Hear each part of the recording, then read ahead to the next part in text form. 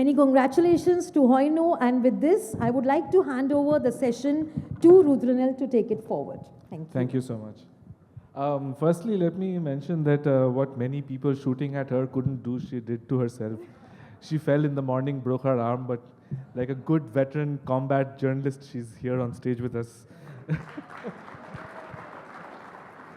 I'm sorry if I'm looking like, can you hear me? I said, I'm sorry if I'm looking like a wounded soldier. It was only the wet floor of the bathroom. It was, I mean, wars didn't kill me, conflict didn't kill me, but a wet bathroom floor almost got me. Yeah. So before we begin our discussion, Hoihnu and Harinder will read a little bit from their books. Shall we start with you, Hoihnu? We have a little...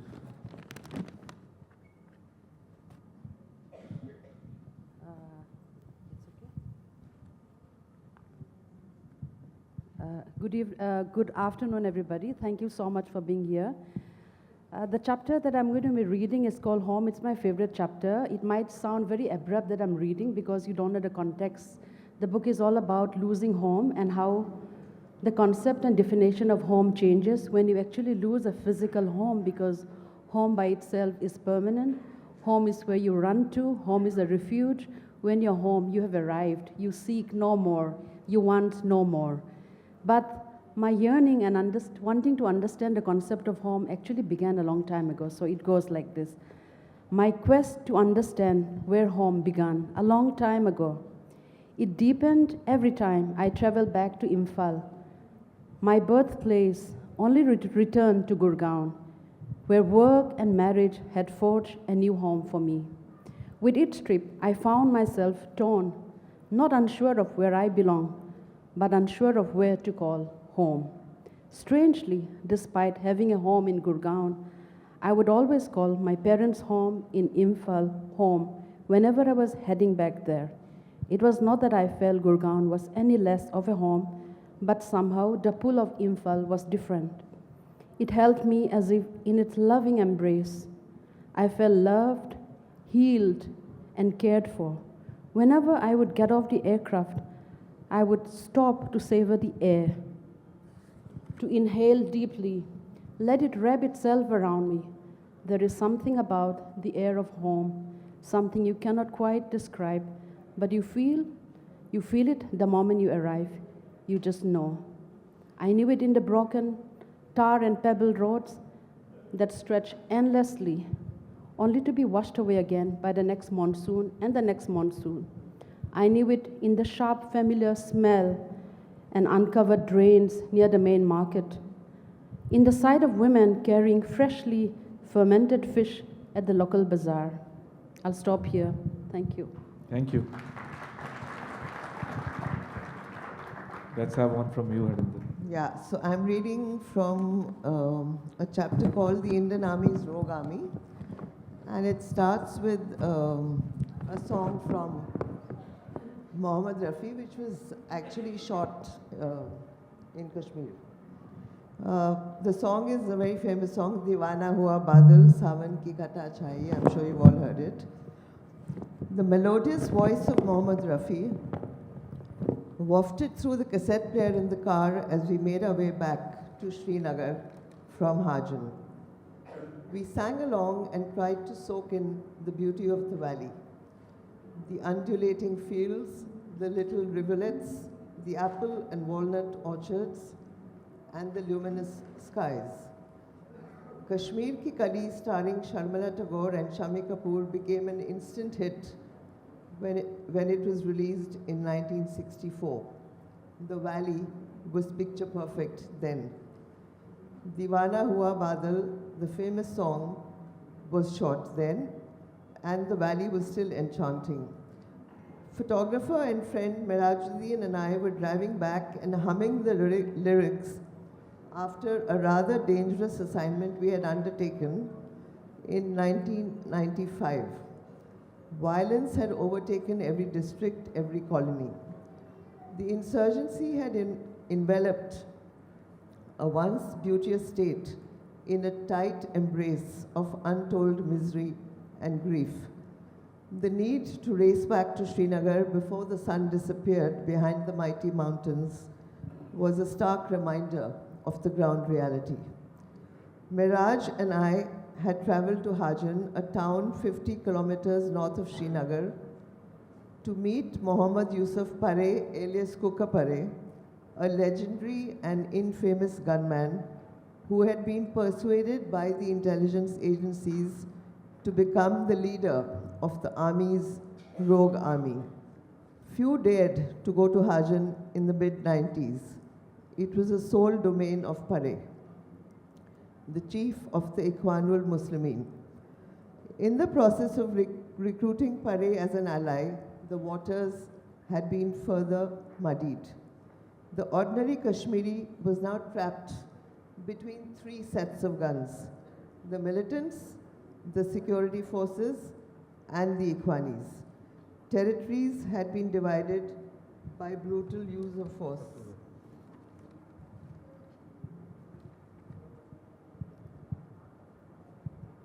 Miraj and I had managed to interview Pare, and as we made our way back, we got a good taste of how exactly the attrition between the Ikhwanis and the Pakistani-sponsored terrorists was playing out on the ground.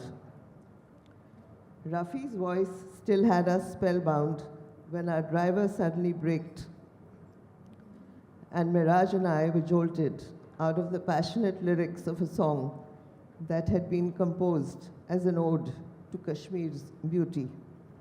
Our musical journey came to a frightening halt. We found 4 gunmen, one at each window of our car. I'll stop there.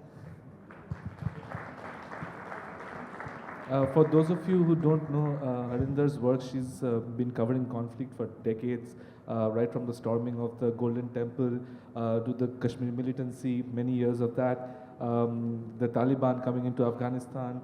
And it's a very apt title, "They Will Shoot You, Madam," because you've been shot at multiple times. Right now I feel like the bathroom has shot me. Yeah, but in all your years of reporting from conflict zones, what's the most dangerous situation you've been in? There have been many, so I don't know which one to single out. The one I read was also, a very precarious moment because we were actually pulled out of the car, and they were looking for a guy called Miraj. But they were actually looking for Zafar Miraj, and the person I was traveling with was Mirajuddin.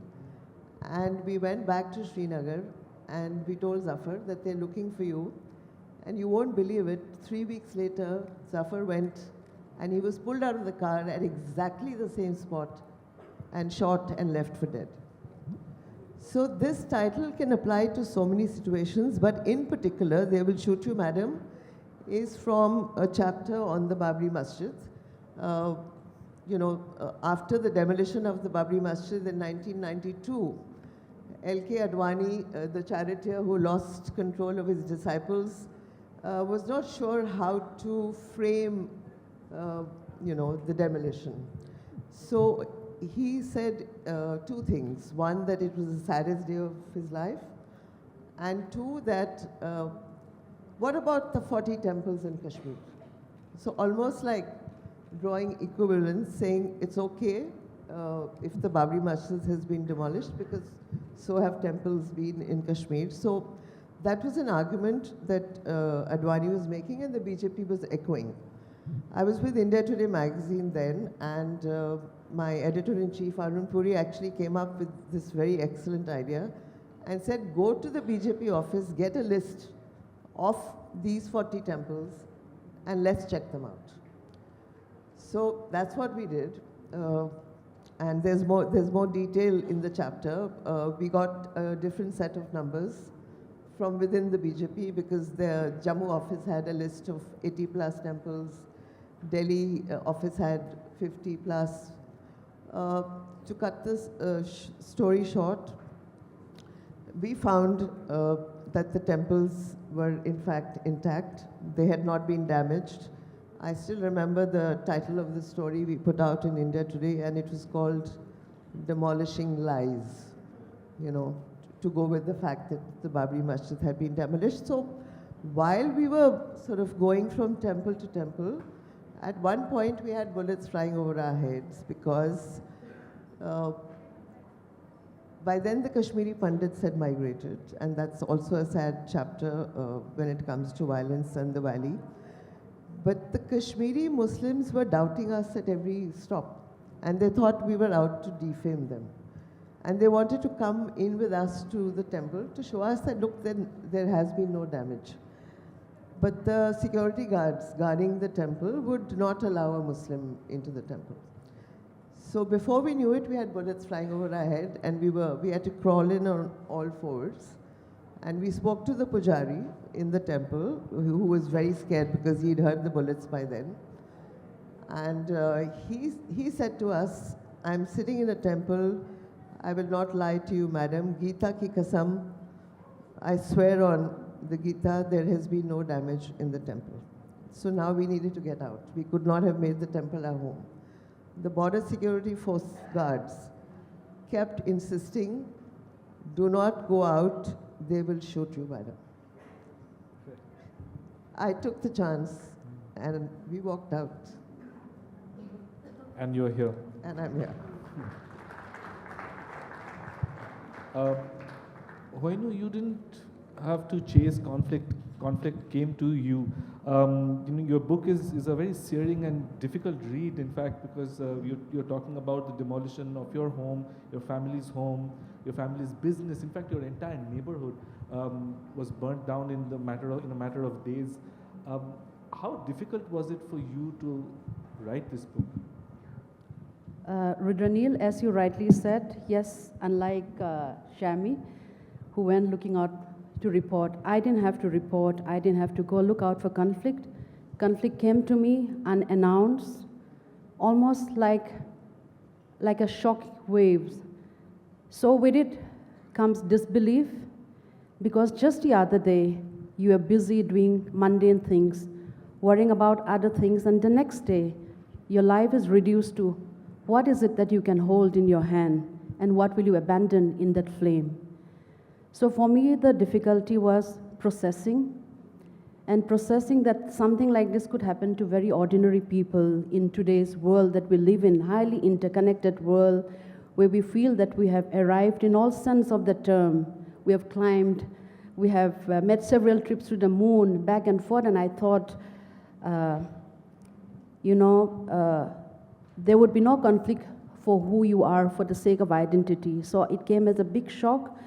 And the loss that we have endured is much more than physical damage. It's not the roof, it's not the walls that we left behind, but it's a civilizational loss, because we belong to an oral tradition where a lot of what we follow and what we believe are passed on through generations, verbally and orally. So my father is one of the earliest anthropologists in the Northeast, and particularly in my community.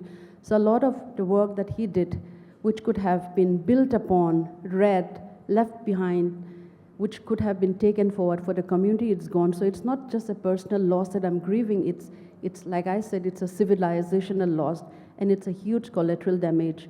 And writing isn't just something that was born out of a creative ambition, but rather it was born out of necessity. I felt if I was silent, if I was a silent spectator, I would not be doing justice for the cause of which I chose to be a journalist, believing very naively or foolishly back then that I could change the world with the might of a pen. But of course, along the way, that was just an idealistic dream. But this time I felt that I had to write, and in writing, I also felt that I owe it to document a part of something that happened to the people, to the community. So that was also a part of, that's how I dealt with, writing it. Was it a cathartic process? Did it help you process the pain or make sense of what happened with your family and in Manipur?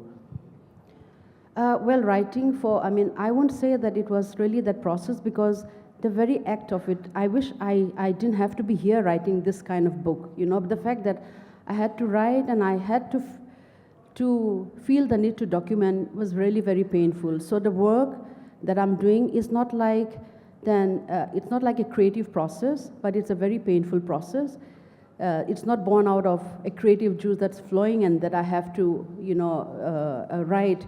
In fact, I'm not happy that I had to write. It's really painful that one has to write about this and build on testimonies, and testimonies that become the keeper of what has happened to a community, to people's identity, to who they are, what they are.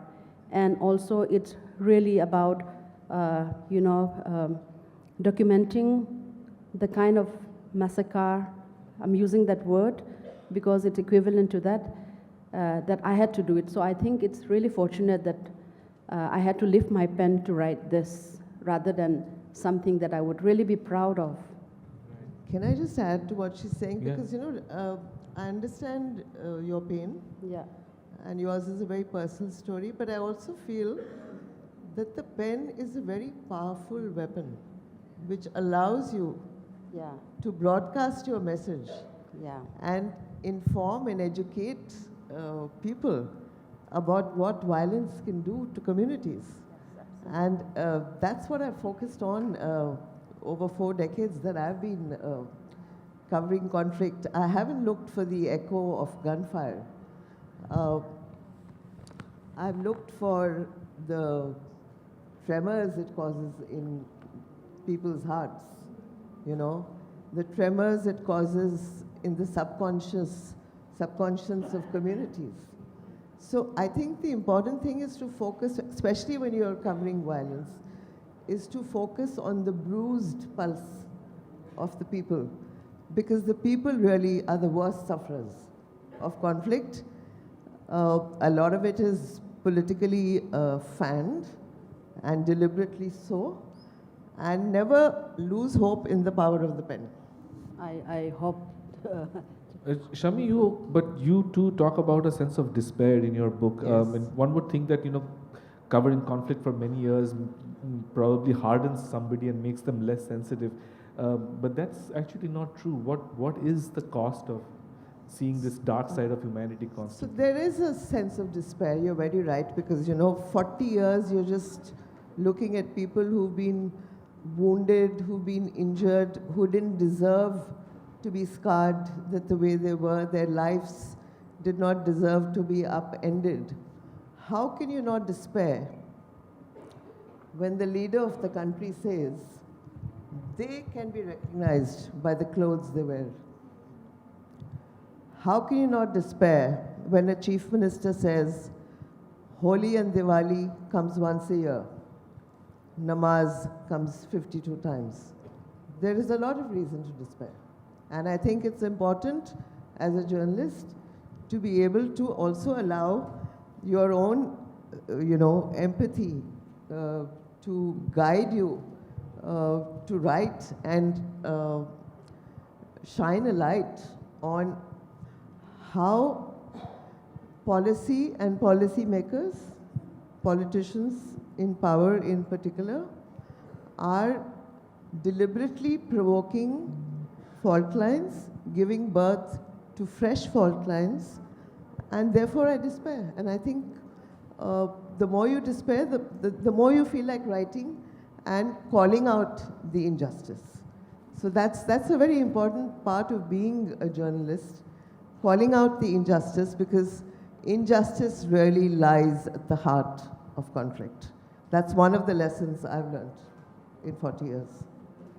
I'll come back to this, but Hoihnu, for you writing this book, was it also a way of keeping these memories alive of your father's library, your mother's garden, the church in your neighborhood, all the places you grew up in? Is this a way of keeping that alive?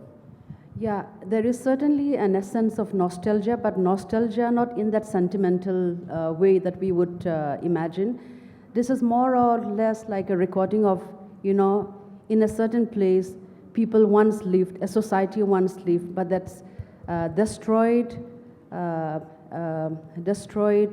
destructured. So it also talks about the destruction of a society and a community. Here was a very peaceful coexistence of people who borrowed sugar, who walked the similar, street, familiarity, and in that familiarity, we believed there was security, and in that security, we believed there was a promise of living a life which is secure enough. So in my writing, I think there are many things that it serves. It comes from, like I said, the need to write, and also it comes from courage to be able to write and record that these things happened. And in recalling all of those, it also attempts to understand that the very nature of the conflict is to silence a certain community, that violence should not have the last word. If at all my book serves a purpose, it is not for revenge, it is not for, for an agenda, but it is really to understand what happens to any community, it could be anywhere around the world, when you're displaced, what do you make of life? How do you gather again, and how do you rebuild? So if at all the book is, it is really to know that we can rise up again and rebuild. It is really with that.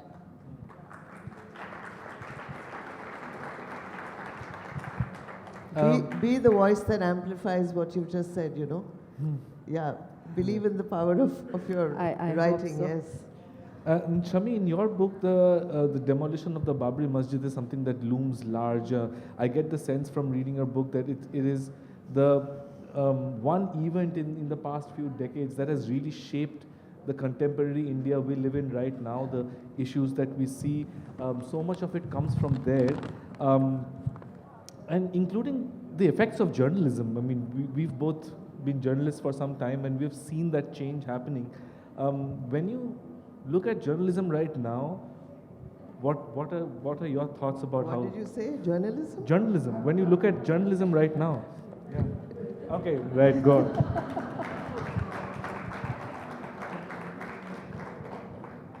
I'm so sorry, and I'm a very proud journalist, but I would be failing if I did not say that journalism is not what we see today is not the journalism the way we practiced it. It's not journalism the way it needs to be practiced. What we see today is studios being converted into war theaters, the microphone on the lapel of news anchors being converted into missiles, which are being aimed at enemy territory. And we saw that only recently during Operation Sindoor, when we were taking Lahore one day and Karachi the next. Yeah. I mean, I'm sorry, this is not journalism. That's why I said. I mean, it's almost surreal for people like us who were trained in the ethics of journalism to see this happening, and they're like, our essential remit was to hold truth to power, and Rudraneil, we did not even think twice. We did not second guess. Right. But all of that is happening today. I mean, there's a term called Godi media, which is lapdog media, which, is being used freely. It's not that people don't understand what's happening. They do. But journalism has become a bit of a joke. I mean, I'm embarrassed at the way journalism is being practiced today. And please don't ask me to advise journalists on how to do their job, because I don't think they're looking for advice at the moment, given how they're going. Yeah, but the truth is a very powerful weapon. So if you can walk the road to truth, and to allowing yourself to be, I consider myself to be a student of history, because it gives me as a journalist the privilege of studying situations from close quarters. It gives me the privilege of writing the first draft of history. That's the things I would look for if I were, to become a journalist today. And be true to the calling of the profession.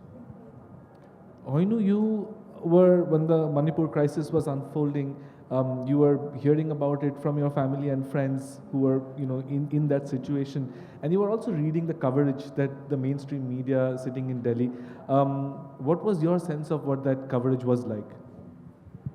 Uh, well, three things. One, I was monitoring it from outside, and initially a lot of things that came out were just very unfiltered because, nobody knew that it would take a turn that it took.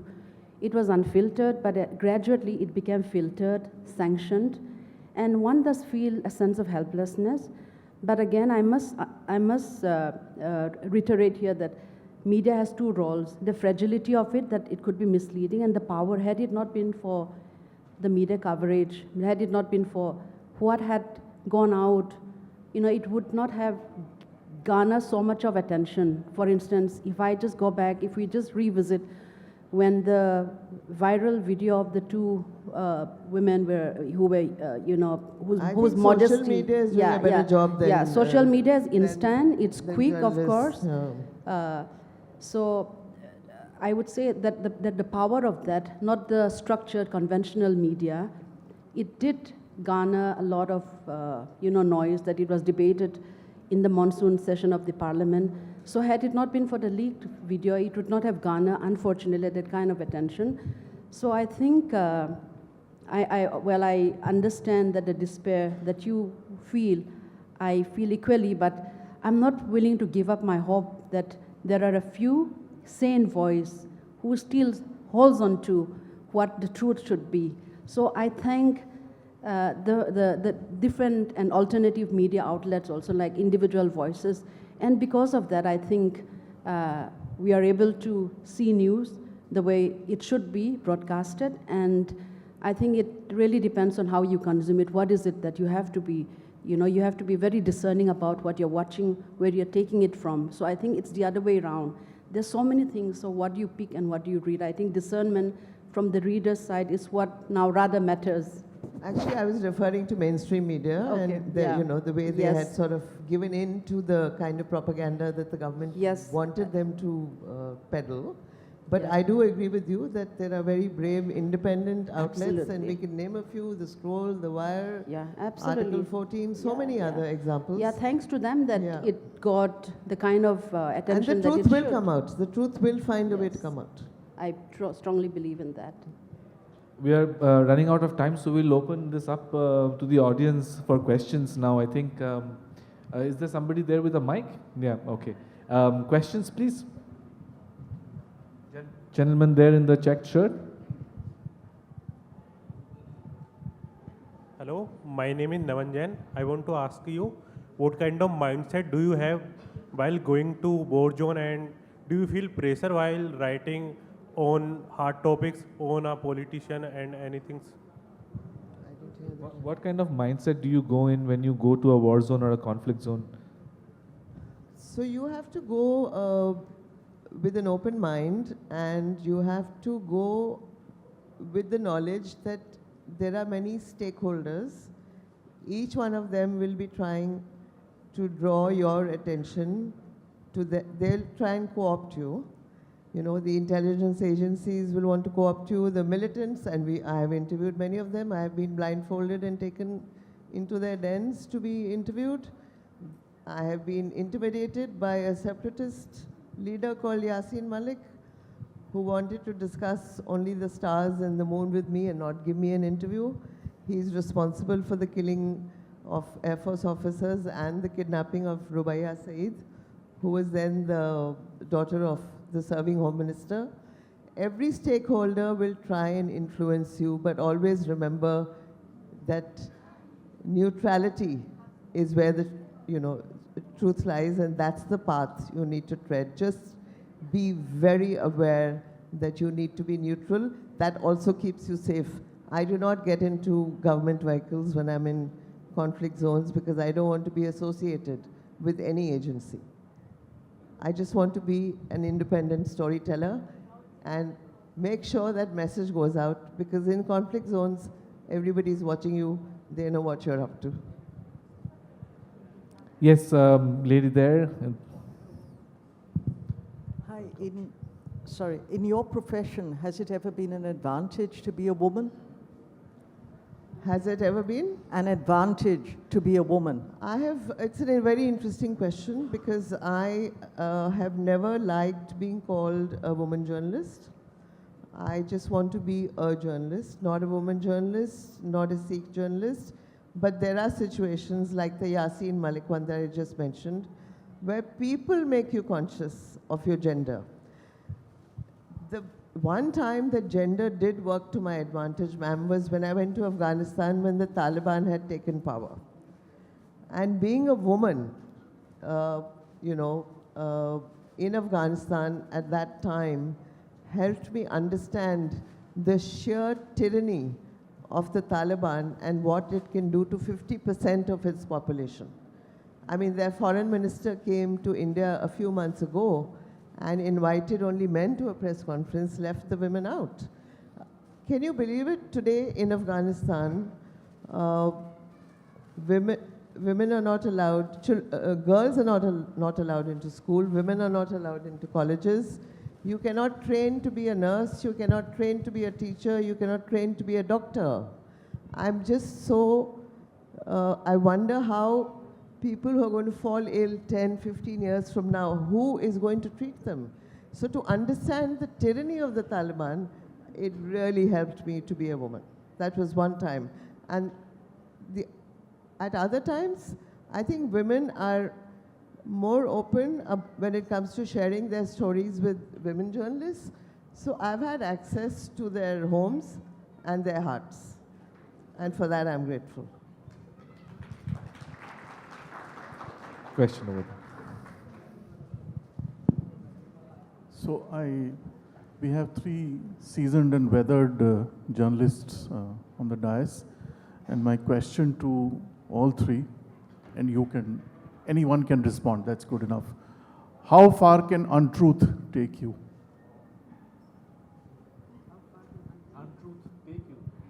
I have a short response, which is it can take you very, very far, as we see around the world everywhere. But please, how far can untruth take you? You know, I always believe that truth triumphs. So it might not be very far. You might go far, but sooner you'll come back. So don't be afraid even if somebody gets away with the untruth, the truth will come back. It's not loud, you don't have to scream, you don't have to shout out on the mountain top, but truth will find its way. I truly believe. Lady over there? Yeah. Yeah, just to add to that, I mean, it's not a path that either three of us have ever walked. I don't mind being called anti-national or secular or prostitute. It's fine. Bring it on. I think by now these are like badges of honor. Of course, it's a badge of honor. Absolutely. If you're told that you're an anti-national, you know you're doing right it now right. you know you're doing the right job. Yes. Hi. So you said you must never lose power, you must never lose faith in the power of the pen. While I 100% agree with that, we're perhaps living through one of the largest documented genocides in the world. How do you think this increased documentation and dissipation of information, has it led to any change in reality at all at the grassroots level?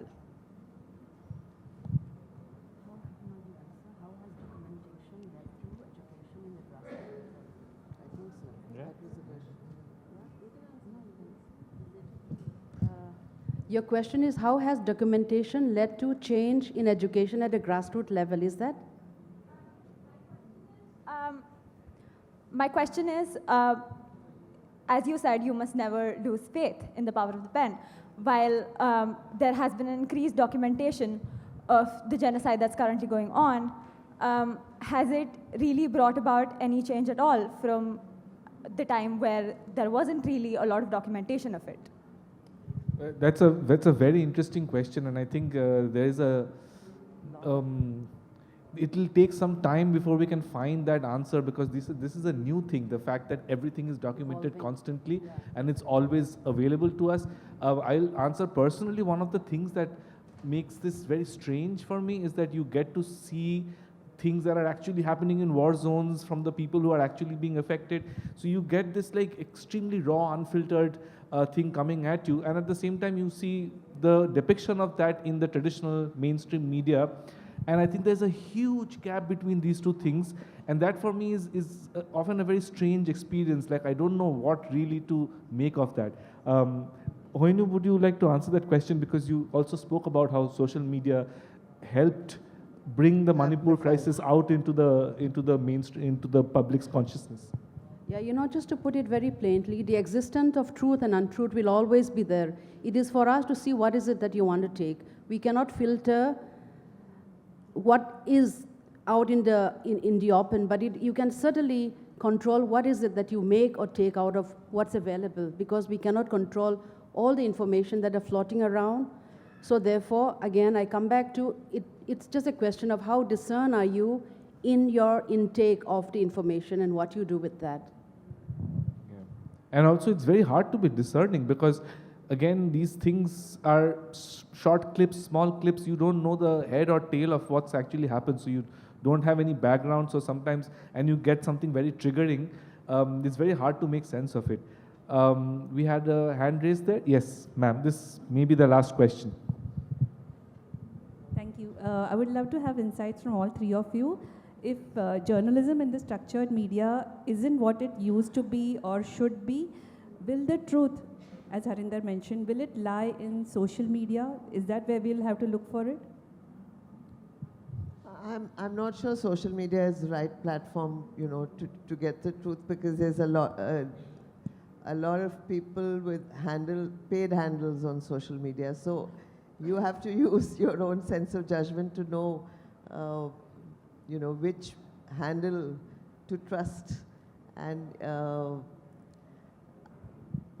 social media is fanning a lot of fires as well. So don't make that your only source of information.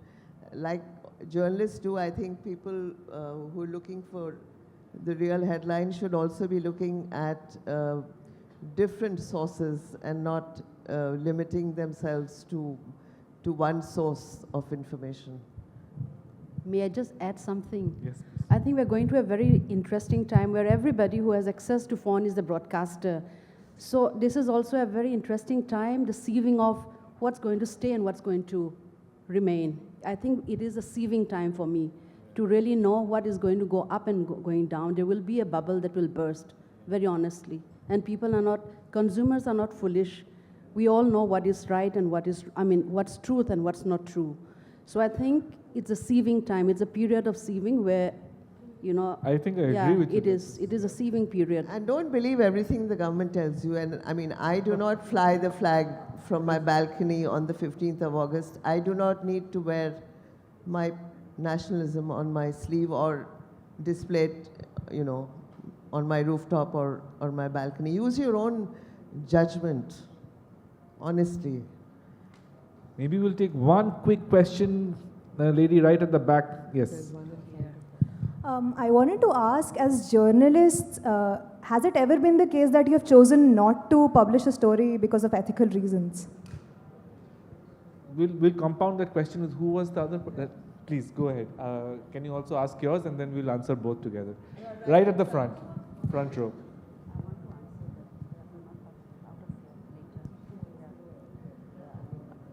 My question is, when you see people going through so many extreme situations, you know, that can give you secondary stress and trauma, and I'm just interested in how do you take care of yourself so that you're able to like clearly show what you've seen and like be a good witness?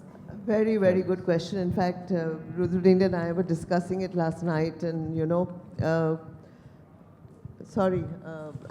I've been at it for 40 plus years, and I can be very honest with you, it takes a toll to cover conflict non-stop, and it leaves scars. I'll tell you what I can't do. When you're in a conflict zone, and every conflict zone comes with its own do's and don'ts. Like when I was covering Punjab, and then when I was covering Kashmir, the first sign of conflict manifests itself when militants shut down movie halls, theaters, you know. They attack crowded places because they want numbers to show that, you know, we've killed so many people. I just along the way learned to avoid going to theaters and movie halls, and you won't believe it, for the last 30 years, even in Delhi, or any other city which does not have violence, I cannot bring myself to go into a theater. So it does take a toll. I cannot, for example, go to Kashmir and have a holiday. I cannot let my hair down. Everything about that place reminds me of violence and what it's done to the people who inhabit that zone. So at the same time, you have to, be aware of your responsibility as a journalist and not let your own emotional trauma come in the way of telling the story. But in some ways, I think empathy helps in painting the right picture. So that's what I try and do. I'll just take the question of the lady who Yes. asked if I have ever, or any one of us have ever withdrawn a story under pressure. I think at times I lack that courage to write what I believe is the truth, because sometimes the truth is something that might just not harm you personally, but harm your loved ones who are perhaps in the government, or perhaps a relative who has a business, for the fear that they might lose their business license. So often the fear is not for yourself, but for family and extended family and the community. So I think I am guilty on that. So many times the things that I wish I had written or I wanted to write, but again I withdraw knowing the consequences. So I think I lack courage there, and I don't know if it's correct to say I lack courage there, or is it because I'm trying to play very safe, but often my fear is not for myself, but rather for the people I love, the community that I serve. And with that, we are greatly above time, so we'll end the session here. Thank you so much for being a wonderful audience.